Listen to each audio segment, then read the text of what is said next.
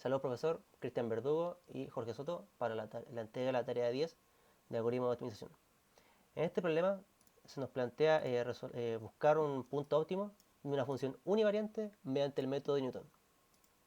En este caso, la aplicación que le hemos dado como pareja de grupo es que en el método de Newton tenemos que pasarle una función, un x que esté en el dominio, un escalar t y un error. ¿Qué vamos a hacer con eso? Es que vamos a aplicar la derivada de la función y su segunda derivada.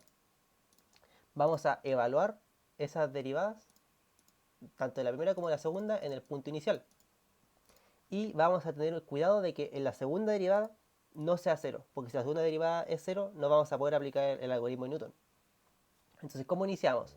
Calculamos el x1 siguiente como el anterior menos el escalar por la derivada evaluada, la primera derivada evaluada, partido en la segunda derivada evaluada. Tenemos el número de iteraciones y vamos a hacer un siglo.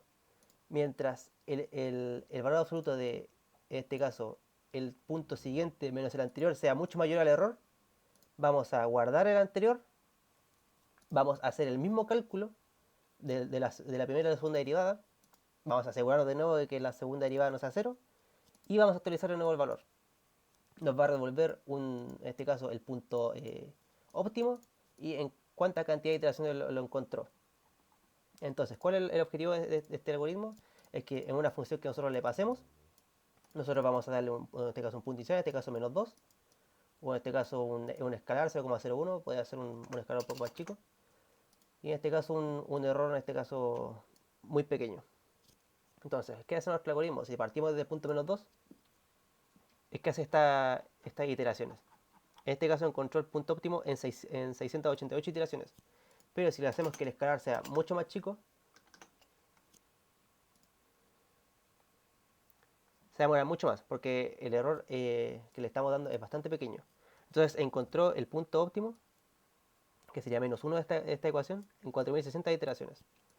Si cambiamos esta función y, por ejemplo, ya no queremos que sea una función polinómica, sino que sea una función, en este caso seno, en este caso podemos probar el menos 0,9. Vamos a ver que se ejecuta hasta que en este caso llega al 0,56 en 4500 iteraciones. ¿Cuál es la representación gráfica de este problema?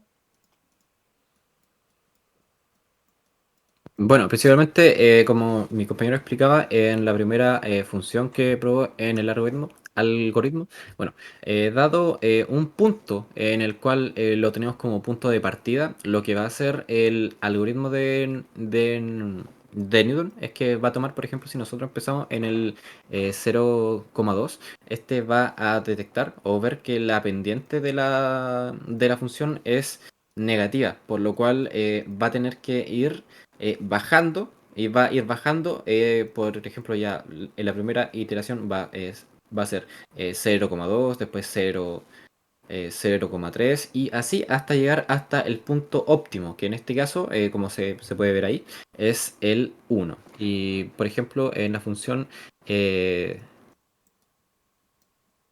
y de igual manera con la función que igual había mostrado, que igual esta no tiene la complejidad o detecta tanto el máximo como el mínimo dentro de lo que es el que se encuentre más cercano.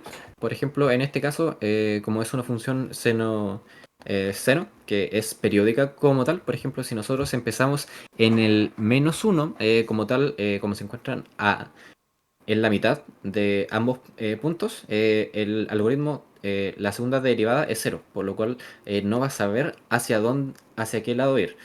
Pero en cambio, como si colocaba menos 0,9, él lo que va a ir iterando hasta llegar al valor que era 0,5 y el valor de x1. Bueno, de i1 como tal.